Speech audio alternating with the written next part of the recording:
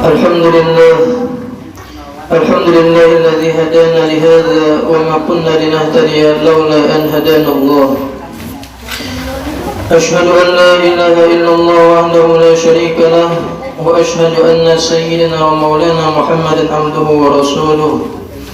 اللهم صل وسلم على سيدنا ومولانا محمد مفتاح باب رحمة الله عدد ما في علم الله صلاة وسلاما دائمين بدوام ملك الله وعلى آله وصحبه ومن والاه أما بعد. Ibu-ibu jamaah majelis ta'lim Sulamat Taufik yang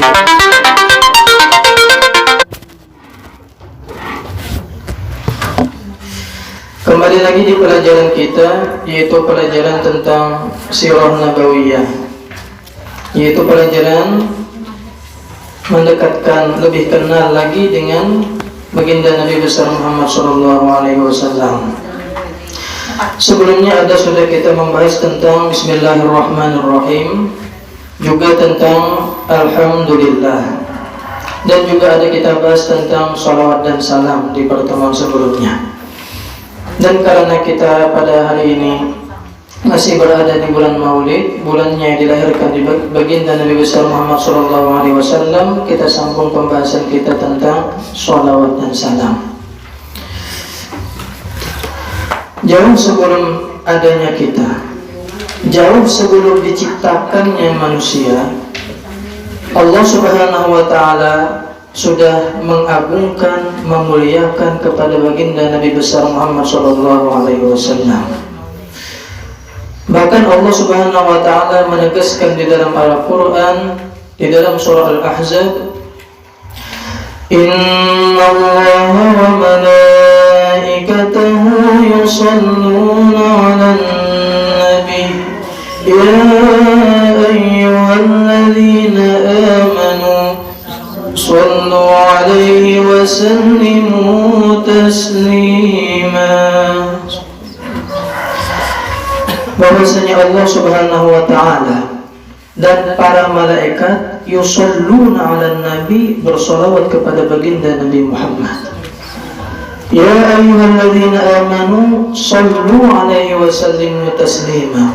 Wahai orang-orang yang beriman, wahai orang yang di dalam hatinya ada iman, bersolawatlah kalian dan kirimlah salam kepada baginda Nabi Muhammad. Dari ayat ini kita belajar bahwasanya Allah Subhanahu wa Ta'ala aja, pencipta alam semesta, yang mengelola alam semesta sebagai Rabbul Alamin, bersolawat kepada baginda Nabi Muhammad. Dan sunnah ini pun kemudian diikuti oleh para malaikat yusalluna ala nabi, yang malaikat itu jumlahnya sangat banyak, yang tidak diketahui jumlahnya kecuali hanya Allah Ta'ala aja. Mereka pun bersolawat kepada baginda Nabi Muhammad. Maka dari ini kita tidak ada alasan untuk tidak mengagungkan baginda Nabi Muhammad, tidak ada alasan untuk tidak memuliakan baginda Nabi Muhammad, tidak ada alasan untuk tidak bersolawat kepada Nabi Muhammad. Sahabat Allah Subhanahu wa Ta'ala jatah bersolawat kepada Nabi Muhammad, masa kita ada? Salawat ini adalah perintah Allah Subhanahu wa Ta'ala, ya ayyuhalladzina amanu shollu. Berarti kalau kita bersolawat, kita mengagungkan baginda Nabi Muhammad, berarti kita menjunjung perintah Allah. Allah Subhanahu wa Ta'ala menyuruh kita sembahyang, Allah menyuruh kita berpuasa, berzakat, berhaji bagi yang mampu, macam-macam kewajiban Allah Ta'ala memerintahkan lawan kita. Tapi kadang Allah menerangkan bahwa sidin menggawi, Maha suci Allah daripada menggawi itu. Tapi namanya masalah memuliakan Nabi Muhammad, mengagungkan Nabi Muhammad, Allah langsung memuliakan. Berarti luar biasa kemuliaan Nabi Muhammad ini, luar biasa. Kita bersalawat lawan Nabi Muhammad itu kan macam-macam salawatnya, macam-macam. Ada kalimatnya Sallallahu ala Muhammad sallallahu alaihi wasallam. Ada lagi kalimatnya Assalatu wassalamu alaika ya Rasulullah. Ada lagi kalimatnya Allahumma sholli wa sallim ala Sayyidina Muhammad. Kita bahas tentang kalimat salawat itu. Ini sampaikan. Mohon maaf menghapus.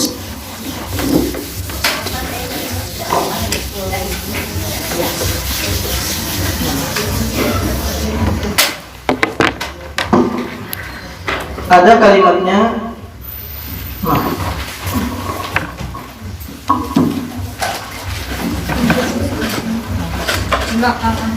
Nah, ada kan yang anak?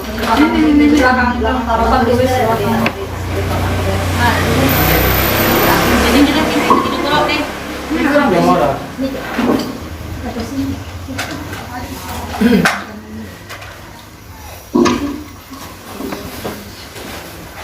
Ada kalimatnya sallallahu ala Muhammad. Kita membahas kalimat dulu. Nah, yang kedua ada kalimatnya salatun wa salamun atau as-salatu wassalam. Kita ambil kalimat as-salatu wassalamu alaika ya Rasulullah.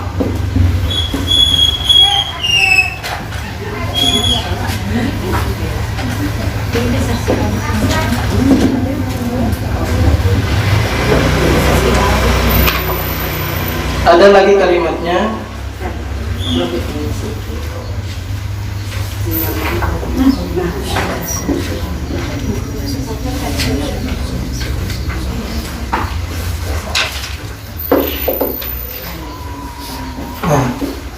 ada kalimat sholat, ada kalimat as-sholatu, ayat sholatullah, salamullah, ada kalimatnya sholli. Di dalam ilmu nahwu, sholat ini adalah fa'il, yang mana fa'il itu ada 3 macam. Ada namanya telah lalu, sekarang, dan akan datang. Sebelumnya sudah ada kita bacakan yang innallaha wa malaikatahu yusholluna 'alan nabi. Kalimat yushollun itu adalah fa'il madhi, yang mana artinya Allah Ta'ala dan para malaikat itu sudah bersolawat mulai sejak dahulu, sekarang, dan akan datang. Jadi maknanya lil hal. Nah, mana hal ini, keadaan ini terbagi 3. Ada yang telah lalu, sekarang, dan akan datang. Artinya Allah Subhanahu wa Ta'ala telah bersolawat kepada baginda Nabi Muhammad mulai bahari, sejak dulu, sekarang, sampai akan datang. Kemudian kalimat as-salatu wassalamu ini adalah jumlah khobariyah, artinya bermula salawat dan salam selalu tercurah atas engkau ya Rasulullah. Ini maknanya di dalam nahwu adalah lil istimrar. Artinya adalah berkekalan, terus meneruskan keapian. Nah, ketiga kalimatnya sholli. Sholli ini adalah fi'il amar, yang mana fi'il amar ini maknanya adalah didawam. Fi'il amar itu macam-macam. Artinya kita minta Allah Ta'ala bersolawat, memberikan rahmat kepada Nabi Muhammad itu secara dawam, terus menerus. Ini menjadi isyarat, ketiga kalimat ini menjadi isyarat ke lawan kita, suruhan bagi kita supaya dawamus sholah.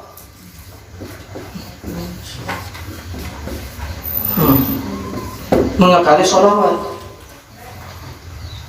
Allah Subhanahu wa Ta'ala bersalawat kepada Nabi Muhammad, makna lil hal, mulai sejak dahulu, sekarang, dan akan datang. Bermula salawat dan salam selalu tercurah terus-terusan atas engkau ya Rasulullah. Bermula ya Allah, bersalawatlah olehmu kepada Nabi Muhammad lidawam, secara berkekalan. Ini suruhan bagi kita supaya kita terus-terusan dawam salawat. Kalimat lidawam sholli ini sama loh, ihdinas shiratal mustaqim.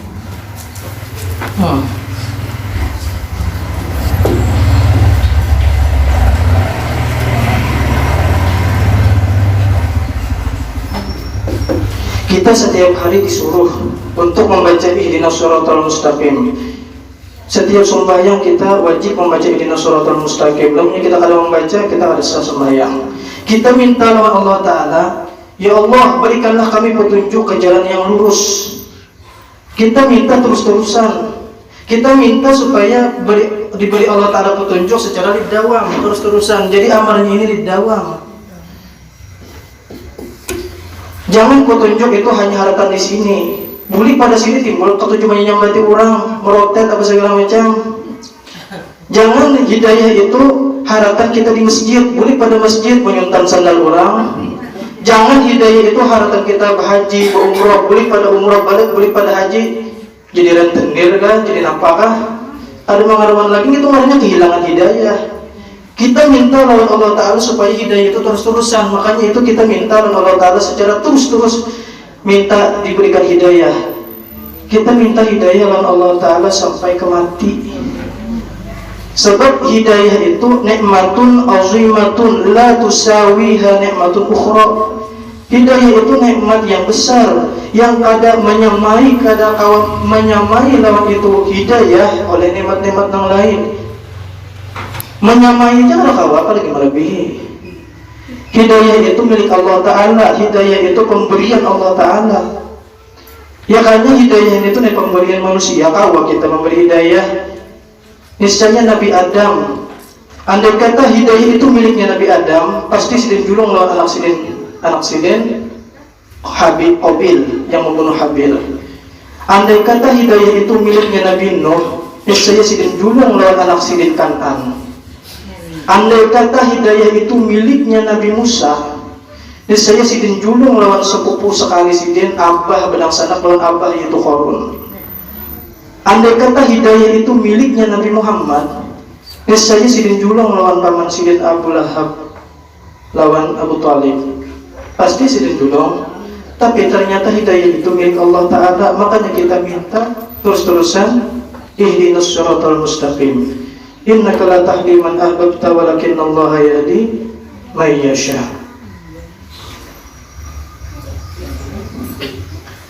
Kita hendak hidayah itu sampai kita mati. Kita hendak nakaya pepatah orang bahari. Napa pepatah orang bahari? Kura-kura di atas tunggul, semakin tuha semakin tunggul. Tunggulan apa? Tunggul mengaji, tunggul ke majlis ta'lim, tunggul ke masjid, tunggul ke pengajian, tunggul mengaji Al-Quran, tunggul baca sholawat. Kita hendaknya Tuhan yang kayak itu. Mudah-mudahan Tuhan kita yang kayak itu tunggul. Jangan kayak pepatah orang bahari nam tuha-tuha keladi. Semakin tuha semakin gatal. Aku berjujuan mencari nenek. Kayak mana nenek? Tuh nenek nyawa ke salon ya kayak. Sekali datang hilang umpan besakfir sidin.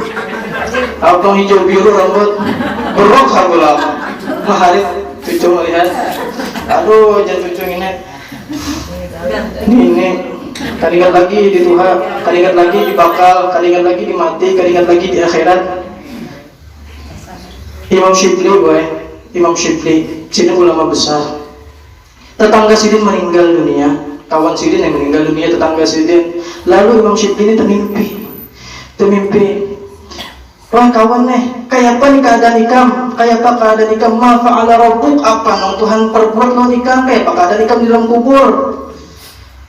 Ujur sekali Imam Shibli, ulun waktu ulun meninggal, ulun kada merasa bahwa ulun itu mati. Ulun melihat jenazah ulun dimandii, dikapani, disumpahyangi, kucia-kucia. Ulun mengiau anak bidul kada danang maheraninya, kada danang maherani sampai ulun dimasukkan ke dalam kubur.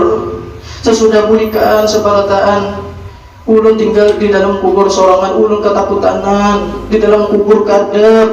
Sekalinya dasar bujur Imam Shibli datang dua orang malaikat munkar nakir yang sangat seram. Munkar itu diambil daripada isim maf'ul, yang diperbuat artinya yang diingkari munkar itu. Makanya munkar itu seram, makanya angker ya, angker itu seram. Adapun nakir itu diambil daripada isim fa'il yang memperbuat, artinya nakir ini mencatu yang membawa geda. Munkar itu yang diingkari, yang tidak disenangi, muhanya seram dan luar biasa. Matanya biru, muntungnya berbandir keluar api. Ulun ketakutan, Imam Shibli ulun ketakutan. Lalu ulun takutinya, marabbuka. Ulun ketakutan, ulun kada kau menjawab. Waman nabiyuka, siapa nabimu? Ulun kada kau menjawab, ulun ketakutan. Lalu malaikat hendak menceduk lawan ulun. Sekalinya tiba-tiba ada seorang yang langkar, orangnya bungas luar biasa, bercahaya luar biasa, mahalat lawan ulun. Jangan dicetuk. Hadang dulu, ulangi pertanyaan ikam, dan ulangi pertanyaan ikam. Lalu diulangi oleh malaikat munkar nakir pertanyaan itu, marabbuka, jawab Allah Rabbi. Dituntun oleh seorang laki-laki yang bercahaya tadi, dituntun Allah Rabbi, wa man nabiyuka, jawab Muhammadun Nabi, Muhammadun Nabi, Muhammadun Nabi, sehingga ulun kawam menjawab pertanyaan mungkar nakir itu. Sampai setelah mungkar nakir itu pulang, lalu ulun bertakun terima kasih banyak. Ulun bertakun siapa ngaran pian, siapa pian ini siapa? Ketahuilah wahai lelaki, ana malakun ja'alani Allah min thawabi sholatika ala Muhammadin sallallahu alaihi wasallam. Aku ini adalah malaikat. Aku ini adalah malaikat yang Allah ciptakan daripada pahala salawat engkau kepada baginda Nabi Muhammad sallallahu alaihi wasallam. Jadi salawat kita kepada baginda Nabi Muhammad itu merupakan cahaya yang akan menemani kita di dalam kubur. Zikir itu cahaya. Zikir itu nur, ilmu itu nur, ibadah itu nur, sembahyang itu nur, salawat itu nur, dan malaikat diciptakan daripada nur, daripada cahaya. Ibadah-ibadah kita yang kita lakukan, kajian kita Al-Quran ini, pengajian kita ini akan menjadi nur karena yang akan memberikan cahaya kita di dalam kubur. Yang akan memberikan cahaya di dalam kubur. Makanya kita perlu banyak hidayah dari Allah Subhanahu wa Ta'ala. Hidup ini pula yang menyatakan hidayah. Biarnya pahala kelawan masjid, menyakat ada hidayah kada harapan tetulah. Hidayah ini biarnya pahala kelawan majelis ta'lim. Mohon maaf, biarnya pahala kelawan majelis. Dong menyakat ada hidayah kada harapan tetulah. Kada harapan tetulah. Bersusun Al-Quran di lemari, dong menyakat ada hidayah kada harapan tu aja. Hidayah itu nikmatun azimah. Nikmat yang sangat agung, nikmat yang sangat besar.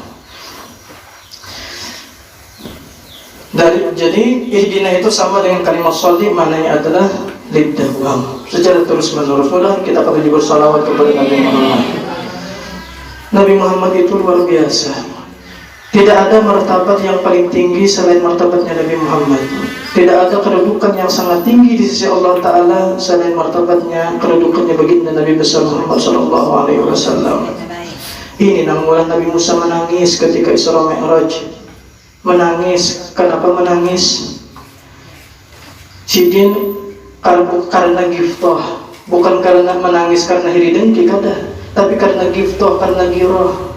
Nabi Muhammad itu orang anum, aku Musa Tuhan, tapi ilmu Nabi Muhammad, kedudukan Nabi Muhammad, derajat Nabi Muhammad di sisi Allah Ta'ala jauh lebih tinggi daripada aku. Ini namun Nabi Musa menangis. Makanya Nabi Musa ketika Nabi Isra Mi'raj diberikan Allah Ta'ala perintah melaksanakan 50 sholat, 50 waktu. Lalu turun Nabi Musa sampai ke Nabi Musa. Ujar Nabi Musa, wahai Nabi Muhammad, apa yang Allah tugaskan lawan pian? Allah tugaskan lawan aku dan umatku mengerjakan sholat 50 waktu. Jawab Nabi Musa kebanyakan. Minta kurangnya akan lagi lawan Allah Ta'ala. Kembali lagi Nabi Musa kepada Allah Ta'ala minta kurangi. Sampai akhirnya dikurangi sampai 5 bulan, boleh dikurangi 5. Sampai dia jadi sholat 5 waktu. Jadi Nabi Musa ini menyuruh Nabi Muhammad untuk bolak-balik lawan Allah Ta'ala karena kehahimungan melihat Nabi Muhammad yang bentuk melihat Allah Subhanahu wa Ta'ala. Allahumma sholli ala sayyidina Muhammad. Jadi Nabi Muhammad itu lebih afdal daripada segala nabi. Nabi Muhammad itu lebih afdal daripada Nabi Adam. Nabi Muhammad itu lebih afdal daripada Nabi Nuh. Nabi Muhammad itu lebih afdal daripada Nabi Ibrahim. Nabi Muhammad itu lebih afdal daripada Nabi Musa. Nabi Muhammad itu lebih afdal daripada Nabi Isa, bahkan seluruh para nabi-nabi. Nabi Muhammad itu bahkan lebih afdal daripada malaikat Jibril, walaupun Jibril itu adalah pimpinannya para malaikat. Tetap Rasulullah yang paling tinggi. Ketika Isra Mi'raj, Sidratul Muntaha, Rasulullah mau naik lagi untuk menuju hadratnya Allah Ta'ala. Jibril kerkawan, enggak sini aja ulang kawan manajer Jibril. Lalu Nabi Muhammad kenapa? Enggak sini aja kawani lagi. Ujar sini Jibril mau ulang selangkah aja naik lagi hangus ulang mati ulang hancur ulang. Wa ma minna illa lahu maqamun ma'lum. Tidak ada kami kecuali ada mempunyai kedudukan tersendiri. Yang lebih pada itu bisa kami hangus. Jadi Nabi Muhammad itu lebih afdal. Nabi Muhammad itu makhluk yang paling mulia, bahkan melebihi para rasul dan para nabi-nabi. Mudah-mudahan kita cinta lawan Nabi Muhammad. Mudah-mudahan kita cinta lawan Nabi Muhammad. Dan mudah-mudahan Nabi Muhammad cinta lawan kita, senang lawan kita. Allah. Lamunnya ada orang tidak kada ketujuh lawan Nabi Muhammad. Lawan orang bahkan menyembati lawan Nabi Muhammad, kada senang lawan Nabi Muhammad, itu yang salah itu orang, bukan salah Nabi Muhammad. Lain umpamanya orang kada ketujuh lawan ulun, orang kada senang lawan ulun, itu yang salah ulun, bukan salah orang. Orang kada senang lawan ulun itu salah ulun, bukan salah orang. Kenapa? Karena ulun kada beadab, kada beakhlak, kada beilmu, kada bungas, macam-macam kekurangan. Orang sarikan lawan ulun kada ketujuh lawan ulun itu wajar. Tapi lawan orang kada ketujuh lawan Nabi Muhammad gitu nah kada wajar. Itu karena hatinya orang tuh rigat karena ia kada tahu lawan Nabi Muhammad. Nabi Muhammad itu orangnya Masya Allah, Masya Allah, insanul kamil, manusia yang paling sempurna, sepaling mulia. Fisiknya, matanya, telinganya, hidungnya, bibirnya, ketampanan wajahnya Masya Allah luar biasa. Bahkan Nabi Yusuf itu hanya separuh daripada kegungasannya Nabi Muhammad. Cahaya Nabi Muhammad itu luar biasa. Keakhlaknya sangat mengagumkan, kepribadiannya sangat mempesona, cahaya wajahnya sangat mengagumkan. Itulah baginda Nabi Muhammad. Kana sallallahu alaihi wasallam ahsanan nasi khuluqan wa khalqa. Nabi Muhammad itu akhlaknya luar biasa dan ciptaan kejadiannya pun luar biasa. Sebagaimana yang disebutkan oleh Hasan bin Thabit, penyairnya baginda Rasulullah, wa ajmalu minka lam taraqat ainu wa akmalu minka lam talidin nisa'u. Khuliqta mubarra'an min kulli aibin ka'annaka qad khuliqta kama tasha'u. Wa ajmalu minka lam taraqat ainu. Sealangkah indahnya engkau ya Rasulullah, belum pernah mata melihat seperti engkau. Wa akmalu minka lam talidin nisa'u. Engkau adalah makhluk yang sangat sempurna ya Rasulullah, belum pernah para wanita melahirkan sepertimu. Khuliqta mubarra'an min kulli aibin. Engkau ya Rasulullah diciptakan sama sekali tidak ada kekurangan. Karena qad khuliqta kama tasha'u. Seakan-akan engkau diciptakan sebagaimana yang engkau pesan. Saking sempurnanya baginda Rasulullah sallallahu alaihi wasallam. Jadi ulang-ulang lagi, apabila ada orang kada ketujuh dengan baginda Nabi Muhammad, kada senang lawan Nabi Muhammad, kada ketujuh dengan maulidnya Nabi Muhammad, berarti yang salah itu orang, bukan salahnya Nabi Muhammad. Nabi Muhammad itu insanul kamil. Lawannya ada ulun kada ketujuh lawan ulun, kada senang lawan ulun, yang salah itu ulun. Karena ulun memang serba kekurangan, kurang adabnya, kurang akhlaknya, kurang ilmunya, dan sebagainya, macam-macam kekurangan. Kita bangga bisi Nabi Muhammad, kita senang bisi Nabi Muhammad. Mudah-mudahan kita dibanggakan Nabi Muhammad. Makanya ujar guru, kalau kita membaca dalail atau bersalawat rajin, Allahumma sholli ala sayyidina. Sayyidina itu najidin nahab-nahab ya sidin. Sayyidina nahab-nahab ya sidin. Mantap-mantap. Tandahimun kita, kegembiraan kita, bangga kita bisi Nabi Muhammad. Mantap-mantap ya guru. Itulah Nabi Muhammad. Siti Aminah sewaktu mengandung baginda Nabi besar Muhammad, beliau dimimpi, bermimpi setiap bulan para nabi-nabi. Nabi Adam kena datang, Nabi Idris, Nabi Nuh, Nabi Ibrahim, Nabi Musa, Nabi Isa. Mereka itu berpesan kepada Siti Aminah, wahai Aminah, engkau sedang mengandung manusia yang sangat agung, sangat mulia. Jika engkau nanti melahirkan, namai nanti dia dengan nama Muhammad. Para nabi-nabi dan rasul berpesan supaya dinamai anak itu dengan nama Muhammad. Kenapa dinamai nama Muhammad? Karena nama Muhammad itu adalah nama yang luar biasa, yang mana setiap hurufnya itu ada mengandung makna. Coba kita bahas.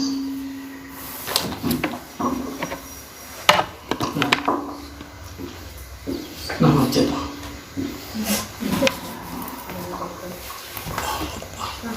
Ada apa lagi nih? Ya.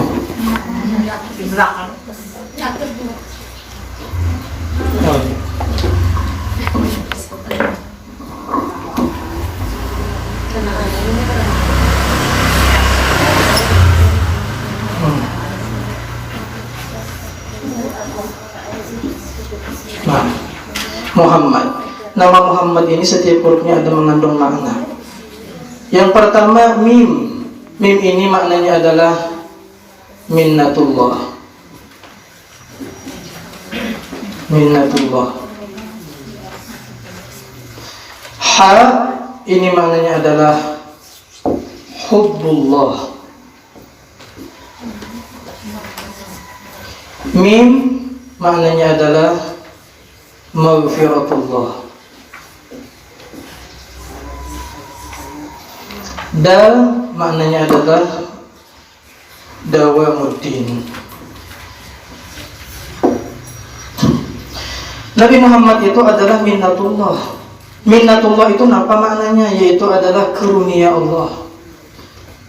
Jadi Nabi Muhammad itu adalah karunia Allah yang terbesar. Nabi Muhammad itu hadiah terbesar kesan kita. Nabi Muhammad itu nikmatun uzma.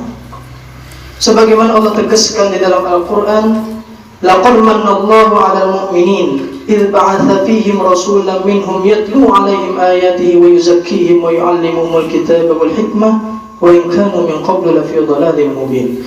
Jadi Nabi Muhammad itu adalah hadiah terbesar untuk kita. Kita syukur pada Nabi Muhammad. Kemudian ha ini maknanya adalah hubbullah. Jadi Nabi Muhammad itu adalah kecintaan Allah. Hub, cinta. Orang yang paling dicintai oleh Allah Subhanahu wa taala ialah Nabi Muhammad. Kalah nabi-nabi yang lain. Nabi Musa kalimullah, Nabi Ibrahim khalilullah. Khalil itu maknanya kawan. Habib ini kasih cintaan, kekasihan, kasih sayang kayak pilon anak pian lah. Pasti sayang benar. Beda pian sayang pilon kawan, ialah bahkan saking sayangnya Allah Ta'ala kepada Nabi Muhammad, orang yang senang lawan Nabi Muhammad, orang yang ketujuh lawan Nabi Muhammad, orang yang ketujuh bersolawat mengucap mengesah-ngesahkan Nabi Muhammad, dia pun akan mendapatkan hubbullah, kecintaan Allah Subhanahu wa Ta'ala. Dan siapa yang senang lawan Nabi Muhammad, siapa yang ketujuh lawan Nabi Muhammad, kisah membaca sirah-sirah kisah-kisah Nabi Muhammad, ketujuh bersolawat dengan Nabi Muhammad, dia akan mendapatkan mim yang kedua, maghfiratullah, keampunan Allah Subhanahu wa Ta'ala. Qul in kuntum tuhibbunallah fattabi'uni yuhibbukumullah wa yaghfir lakum dzunubakum. Akan mendapatkan hubbullah, akan mendapatkan maghfiratullah. Yang keempat adalah huruf dal. Dal ini maknanya adalah dawamuddin, artinya kekalnya agama. Dengan sebab Nabi Muhammad, agama ini akan kekal. Agama ini kekal, ilmu ini akan kekal. Maka Nabi Muhammad sudah meninggal ya. Maka Nabi Muhammad meninggal. Jangan dipadahkan berkat Nabi Muhammad itu sesudah Nabi Muhammad meninggal, berkat sidin habis. Barakatul Muhammadin mamdudatun ila yaumil qiyamah. Berkat Nabi Muhammad itu dikekalkan, dipanjangkan sampai hari kiamat. Jangan Nabi, hayati khairul lakum wa mamati khairul lakum. Hidup ketika aku masih hidup itu kebaikan untuk kalian, dan sesudah aku mati pun kebaikan bagi kalian. Apa kebaikannya? Kan kita sering mendengar syair yang memuji baginda Nabi, yang mengatakan bahwasanya Nabi itu seperti matahari. Anta syamsun, anta syamsun. Kayak saya Mahir Jendra, betul. Anta syamsun, anta badrun, anta nurun fawqa nurin, anta iksirun wa ghali, anta misbahus suduri. Ya Habibi ya Muhammad. Nah, anta syamsun. Kalimat anta syamsun, engkau itu ya Rasulullah seperti matahari. Apa wajah syabahnya, apa samaannya? Rasulullah diumpamakan seperti matahari. Kayak apa? Nah,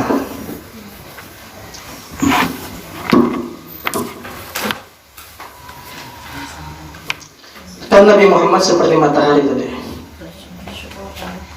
Nah, ini matahari. Nah, ini adalah Nabi Muhammad. Matahari itu menyinari lawan bumi. Bumi ini kita. Nah, ini adalah umat Nabi Muhammad. Nah, bumi ini kita. Ketika Nabi Muhammad masih hidup, Nabi Muhammad langsung nang menyinari alam, Nabi langsung yang menyinari para sahabat, Nabi langsung nang mengajarkan ilmu, adab dan akhlak kepada para sahabat. Ketika Nabi Muhammad sudah wafat, berarti matahari ini pun tenggelam. Berarti Nabi Muhammad, ini Nabi Muhammad, mataharinya sudah tenggelam.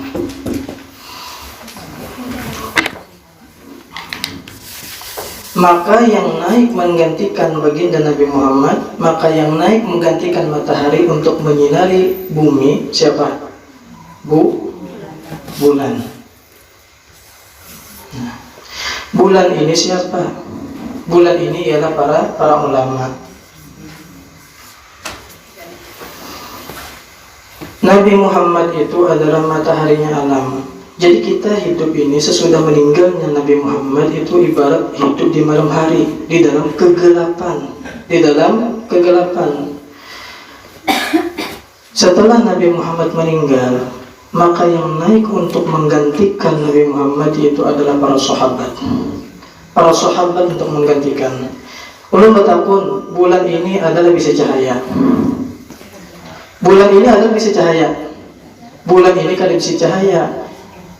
Kenapa bukti bulan kada bisa cahaya? Buktinya ada bulan separuh, ada bulan sabit, ya Allah. Ya kayaknya bisa cahaya, bulan seutuhnya lalu menyinari. Artinya matahari, cahaya matahari mantul ke bulan, cahaya bulan mantul ke bumi. Jadi hakikat yang menyinari bumi adalah matahari, bukan bulan. Bulan ini adalah perantara matahari untuk menyinari bumi. Jadi matahari ini baik siangkah atau malamkah tetap menyinari bumi. Tapi bedanya ketika matahari masih timbul, matahari langsung menyinari bumi. Ketika matahari tenggelam, maka wasitohnya, perantaranya yang menggantikan untuk menyinari bumi adalah bulan. Jadi bulan ini kan bisa cahaya. Hakikat yang bisa cahaya itu Nabi Muhammad. Ketika Nabi Muhammad hidup, Nabi Muhammad langsung mengajarkan kepada para sahabat, mengajarkan ilmu-ilmu. Setelah Nabi Muhammad wafat, maka yang naik itu adalah para sahabat pulang yang mengajarkan ilmu-ilmu kepada para generasi seterusnya, yaitu generasi tabi'in. Para tabi'in, setelah sahabat meninggal, tabi'in ini pun yang tampil untuk menggantikan ilmunya para sahabat, untuk mengajarkan kepada tabi'in, dan terus kepada ulama terdahulu sampai ulama sekarang. Jadi hakikatnya itu kan sahabat itu kalau mungkin mereka itu menyampaikan ilmu kecuali ilmu dari Rasulullah juga. Jadi hakikatnya ilmu yang ulama-ulama ajarkan itu terus syaratnya terus sampai ke Nabi Muhammad. Jadi hakikatnya yang belajar itu Nabi Muhammad. Yang menerangi bumi itu ialah Nabi Muhammad juga. Jadi alhamdulillah kenapa hati kita sampai saat ini bersinar, tetap terang, ya kah? Itu berkat para sahabat, para tabi'in, tabi'in, ulama bahari sampai ulama sekarang. Itu berkat mereka, dan mereka itu mengambil berkat, mengambil ilmu ya dari Rasulullah juga. Jadi hakikatnya Rasulullah itu tetap mengajar sampai saat ini. Makanya kalimatnya di dalam Al-Quran kan lincah kita membaca adalah yatlu alaihim ayatihi wa yuzakkihim wa yu'allimuhumul kitab wal hikmah. Nabi itu mengajarkan kepada mereka, mengajarkan ilmu Al-Quran, wa yuzakkihim, dan membersihkan jiwa-jiwa mereka, wa yu'allimuhumul kitab wal hikmah. Kalimat yu'allimu itu adalah fi'il madhi, fi'il mudhari, yang mana fi'il mudhari itu maknanya ada lil hal, ada lil istiqbal. Lil hal itu artinya makna sekarang, lil istiqbal itu akan datang. Lil hal itu maknanya artinya Nabi Muhammad mengajarkan ilmu dan hikmah ketika beliau masih hidup.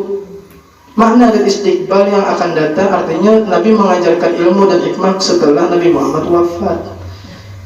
Jadi yu'allimuhumul kitab wal hikmah, Nabi itu mengajarkan kepada mereka baik sekarang dan akan datang ilmu dan hikmah. Jadi sampai saat ini Nabi Muhammad tetap mengajar. Tapi mengajarnya Nabi Muhammad saat ini yaitu dengan perantara, yaitu perantara ulama. Mudahan kita jadi khalifahnya Nabi Muhammad, menjadi perantaranya Nabi Muhammad untuk mendawamkan agama, mengekalkan agama. Kita berharap kayak itu. Jadi berkata Muhammad itu mamdudatun ila yaumil qiyamah. Kita teringat dengan Abah Kurso Kumpul. Abah Kurso Kumpul itu adalah mataharinya Banjar. Kita dulu lah kada kenal dengan Guru Zuhdi sewaktu Abah Guru masih hidup. Yalah, kita kada kenal lawan Guru Zuhdi. Kita sepali aja yang tahu dengan Guru Bakri. Kita kada tahu dengan Guru Din Samarinda. Kita kada tahu dengan Guru Danau. Kita kada tahu dengan Guru Bahid Barabai. Kita kada tahu dengan Guru Kapuh Kandangan. Sewaktu masih hidup Abah Guru itu adalah mataharinya Banjar. Orang langsung mengaji ke matahari, orang langsung mengaji ke Abah Guru. Mungkin ulama-ulama kayak Guru Zuhdi, jadi mungkin sewaktu Abah Guru masih hidup mungkin ada juga membuka pengajian, tapi kan ada ribuan kayak ini. Guru di Samarinda mungkin sih ada juga membuka majelis di Samarinda, tapi kada yang ribuan kayak ini. Sebab mataharinya masih ada. Abah Guru Sekumpul masih hidup, jadi orang langsung mengaji ke Abah Guru Sekumpul. Setelah Abah Guru Sekumpul wafat, tenggelam, mataharinya tenggelam, maka bulan-bulan memang menggantikan Abah Guru Sekumpul untuk menerangi umat. Anang di Banjarmasin Guru Zuhdi, ada Guru Bakri, di Barabai Guru Bahid, di Danau Panggang Guru Danau, di Samarinda Guru Din Samarinda, di Kandangan Guru Kapo, Guru Ahmad Serazi, di Rantau Guru Ahmad Barmawi. Mereka timbul sesudah Abah Guru Sekumpul meninggal. Yang ini ngarannya Tabari. Tabari itu dia melihat ulunnya jelas saat ini. Di saat ulun tunduk, maka yang nampak itu di belakang ulun, maka yang timbul itu di belakang ulun. Makanya Al-Imam Syafi'i, ketika beliau masih tinggal di Baghdad, Imam Ahmad bin Hanbal yang beliau juga tinggal di Baghdad, Imam Ahmad bin Hanbal itu kada timbul. Sebab Imam Syafi'i masih tinggal di kota Baghdad, mataharinya masih berada di situ. Imam Mazhab Hambali belum ada ketika Imam Syafi'i masih berada di situ di Baghdad. Ketika Imam Syafi'i pindah ke Mesir, ujar Imam Syafi'i, tidak ada seseorang yang aku tinggalkan di kota Baghdad yang lebih alim daripada Ahmad bin Hanbal. Setelah Imam Syafi'i pindah ke Mesir, maka yang timbul yang paling alim di Baghdad yaitu Imam Ahmad bin Hanbal. Sewaktu Imam Syafi'i masih di Baghdad, Imam Hambali mengaji dengan Imam Syafi'i. Setelah Imam Syafi'i pindah ke Mesir, yang timbul, yang nampak itu adalah Imam Ahmad bin Hanbal di kota Baghdad. Yang timbul mazhab Hambali. Makanya itulah ini timbullah kaidah laulal mastur la zuharul masyhur. Ya kanya kada si mastur ni saya kada pacangan timbul si masyhur. Ya kanya karena bukan karena Nabi meninggal, ni saya para sahabat itu kada pacangan timbul. Kada pacangan timbul soalnya mataharinya masih ada, orang pasti mengaji langsung ke matahari. Makanya itu di kampung-kampung adalah nang tatuha kampung. Nang sidin merasa sudah tuha, sedangkan nang sidin pembacaan apa umpamanya mimpin tahlil jadi imam apa segala macam, sidin merasa sudah tuha bagus. Biasanya orang-orang merasa sayang lawan kampung, biasanya sidin itu mencari nang anun-anun pulang nang pacang mengganti sidin. Maka lebih mati sidin, siapa pulang mengganti di kampung. Makanya orang tua itu menyuruh lawan anun ikam pulang menjadi imam. Jangan kayak biar aja, ayo aja sidin aku menyuruh sidin, ikam yang jadi imam, ikam pulang nang mimpin tahadat ikam sidin. Soalnya lamunnya nang anum-anum ini kada dipakai di kampung, biasanya buka ke kampung lain. Jadinya yang ini bukan pondokan nang aslinya di kampung itu, yang menyinari di kampung lain. Pas orang tua yang di kampung tadi meninggal, lawan di kampung, habis nang alimnya, nang asalnya di kampung tadi bukanya lain, menyinari di lainnya. Aku tak mencari orang pulang mengganti. Siapa yang dipindahkan tahlil, siapa yang abut kalau jadinya. Jadi bagus nang tua itu juga menjadikan untuk generasi seterusnya nih lah. Bagus. Ada ulang dulu. Ulun dia Sidin itu salah satu daripada guru ulun. Sidin ini nang khutbah hari raya rajin. Pokoknya Sidin tukang yang khutbahnya biasanya di kampung tuh. Mungkin kenapa pas para hari raya itu Sidin menyuruh lawan anak murid Sidin. Anak murid Sidin, anak murid Sidin ini ya guru ulun juga. Sidin menyuruh, memaksa ulun kada buat pian aja. Kada aja Sidin, ikam aja Sidin. Ikam aja. Ayo Haji Sidin, aku mengulah teks khutbahnya, aku di sini mengulah akan. Ayo ya sudah, lalu tampil. Sekalinya kada lalu Sidin tadi meninggal. Sekalinya dasar aku jadi pengganti. Itu bang tadi yang perlu kita tuna supaya menjadikan kampung itu kada abut, kenanya ada abut menjadikan yang pondokan-pondokan kan banyak di kampung-kampung pondokan tuh.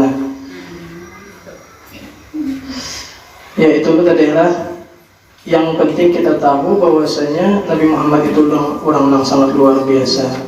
Namunnya ada orang kenapa tujuh lawan Nabi Muhammad yang salah itu orang bukan salah Nabi Muhammad. Namunnya ada salah orang kenapa tujuh lawan kita yang salah itu kita karena kita itu memang orang yang banyak kekurangan, kurang ilmunya, kurang adabnya, kurang akhlaknya, macam-macam. Dan mungkin hingga sini aja yang bisa sampaikan, salah khilaf mohon dimaafkan. Wabillahi taufiq wal hidayah. Wassalamualaikum warahmatullahi wabarakatuh.